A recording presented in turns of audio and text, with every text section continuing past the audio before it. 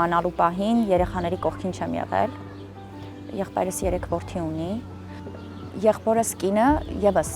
պատերազմի ժամանակահատվածում հորս հետ հենց պատերազմի դաշտում են եղել, եղբորս կինն էլ բուժքույր էր մասնագիտությամբ, հարցս ուղղակի հեռախոսազանգ է ստանում, որ Արտուշն այլևս չկա եւ նրա բղավոցներից երեխաները միանգամից հասկանում են ինչ իրավիճակ է տեղի ունեցել, որովհետեւ ամբողջ օրը հորից զանգ չեն ստացել։ Ես երեխաներին հանդիպում եմ արդեն Գորիս գնալու ճանապարհին, որովհետեւ տարբեր ավտոմեքենաներով շտապում էինք մամայի մոտ Գորիս։ Ու ճանապարհին երբ կանգառ է լինում, ինձ մոտենում է Կարենը, 10 տարեկանը։ Ու ասում է, ես գիտեմ, որ դու պիտի շատ ծանր տանես այս ամեն ինչ որ կատարվում է մեր ընտանիքում, բայց խնդրում եմ, որ դու հանգիստ լինես, որովհետև տատիկն ու պապիկը քեզ են նայելու։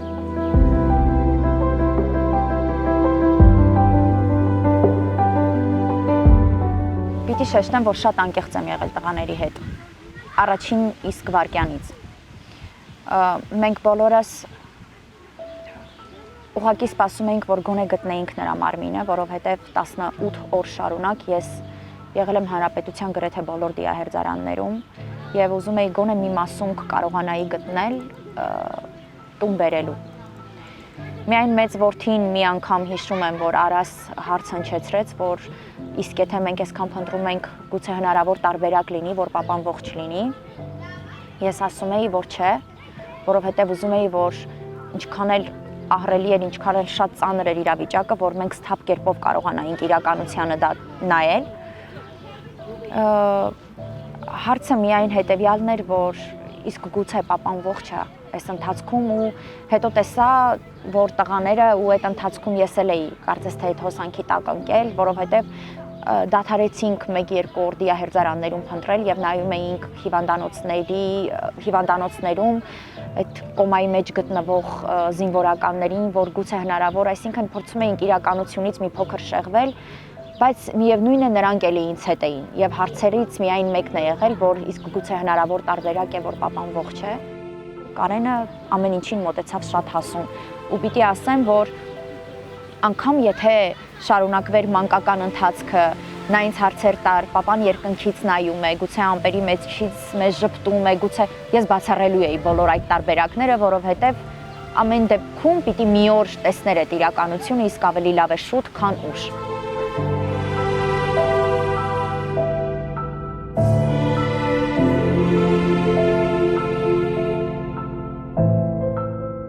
Հարցերի եւ հույզերի համատեքստում, հա, եկավ ինձ ասաց, գիտես, ես վախենում եմ հյուրասենյակում քնել, որովհետեւ դու այնտեղ papayi համար անկյուն ես սարքել, papayi նկարներից վախենում եմ։ Դա ես բնականաբար վերկացա ու սկսեցի հասուն մարդու պես զրուցել նրա հետ։ Ես ասացի, որ papayi նկարներից իրականում պետք չի վախենալ, որովհետեւ այս նկարները ամբողջ կյանքում քեզ պիտի պահապան լինեն։ Ու քանի որ դու հասուն չես ինչպես Էրիկը եւ Արան, դու 10 տարեկան ես, արի ընդհանուր վերհիշենք ամբողջ անցածը քո papayi հետ, պատմիր ինչ ես արել Զորամասում papayi հետ, պատմիր տանը ինչ էր անում papan։ Ու Կարենը հերթով սկսեց նույնիսկ հիշել, թե ինչպես էր papan Զորամասում ամենախիստը եւ ինչպես էր գալիս տանը ու իրեն լողացնում։ Ու ես ուղղակի խնդրեցի, որ ինքը ամուր կարճի այդ հուշերից ու պահի այդ ամեն ինչը։ Կարենի մոտ միանգամից մտահղացում առաջացավ, որ ինքը պիտի ունենա papayi նկարով վերնաշապիկ ու այդպես ամեն ինչ դուրս եկավ նրա մեջից։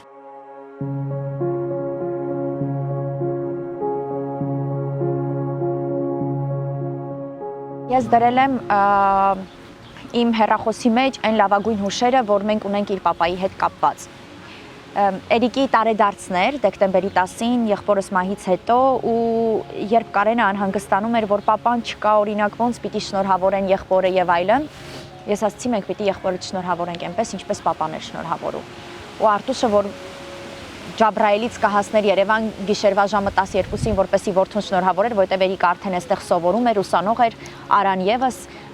մենք նույնը կրկնել ենք։ Ու անգամ իզարմանս ինձ պիտի շեշտեմ, որ նոյեմբերի 17-ին եղբորս հուղարկավորություններ, նոյեմբերի 22-ին papayi's ծնունդներ, ինքը ինձանից ուղղակի գումար է ուզել, անկեղծ ասում եմ, բոլորիս համար անակնկալ էր, թե ինչպես պիտի երեկոյան ժամը 12-ին այս փոքր մարդուկը եկավ տորթով, պապայիս համար վերնաշապիկով, ինքը գնացել այդ բոլորը թաքուն արել ու եկել էր։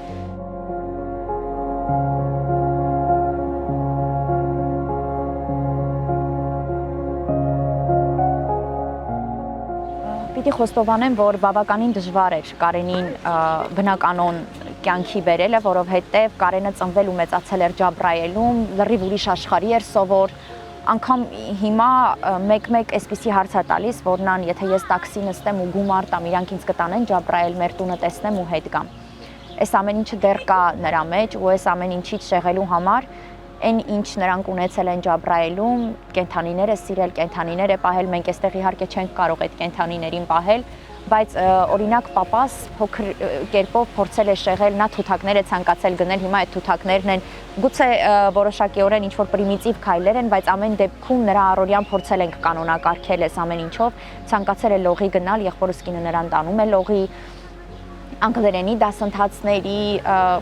երեխաների հետ զբոսանքի, ցանկանում է ինձ հետ գալ նկարահանումների, բերում եմ նկարահանումների, որպեսզի այս առօրյային տեսնի իմ նկարահանումների մասնակցությունն էլ ինչով էր պայմանավորված, որովհետև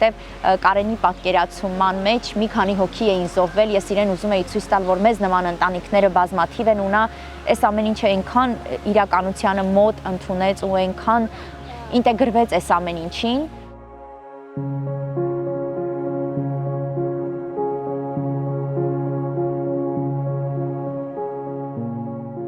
Ես փորձում եմ իմ հույզերը ավելի շատ թաքցնել Կարենից, բայց երբ որ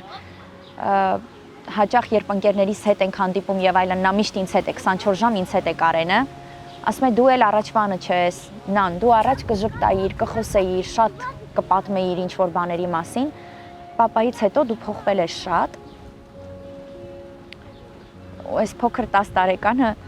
գալիս է ու անընդհատ ինձ շեշտում է, որ եթե ինչ-որ հարց հանկարծ քեզ անհանգստացնի, դու ինձ կասես, որտեվ ես էլ եմ քո աղբերը։ Դու հանկարծ պապայի բացը ինչ-որ տեղ չզգաս ու անկեղծ տեղերով փոխվել ենք, նա մեծն է, ես փոքրն եմ։ Մենք ընտանիքով ոչ մեկին ոչ մեկի հետ չենք նույնականացնում։ Երեք որդիներն էլ անգամ այդ հույզերի ամենագագաթնակետին գտնվող ժամանակահատվածում մեծ որդին մի անգամ նման արտահայտություն արեց, որ վերջ ես արդեն պապան եմ, այդ ամեն ինչը միջնեկը ինչ-որ այսպես երկխոսություն տեղի ունեցավ իրենց մեջ, որ դու երբեք չես կարող իմ պապան լինել, որովհետև ես ունեմ իմ պապային եւ վերջ։ Այսինքն այս ամեն ինչը շատ ճիշտ է, երբ որ մեծերի կողմից պիտի դրվի փոքրերի մեջ։ Այսինքն այնտեղ գուցե, հա, ինչ-որ շարժումներով, ինչ-որ մի բանով ես, մայրս, եղբորս, կինը, քույրս, ասենք վայ Կարեն, այս ինչ շարժման մեջ որոշակիորեն նման ես հորդ, բայց երբեք չենք ասում, որ դու պիտի շարունակես նրա գործը, որ դու լրիվ քո հայրն ես, որովհետև չենք ուզում ամեն դեպքում այդ ամեն ինչը կրի իր մեջ, նա առանձին մարդ է, առանձին անհատականություն, պիտի կենտրոնանա իր կյանքի վրա, ամեն դեպքում կորուստն այնպիսի բան է, որ դրանից հետո քո կյանքը 180 աստիճանով իսկապես փոխվում է։ Դու այլևս առաջվանը չես եւ այդ հույզերին զուգահեռ սխալ է մարդու մեջ ներարկել, որ դու հենց այդ մարդն ես ու դու պիտի շարունակես այդ մարդու գործը, որովհետեւ ես կարծում եմ, որ Աստծո գործերն են անքննելի եւ Աստված յուրաքանչյուրին ստեղծել է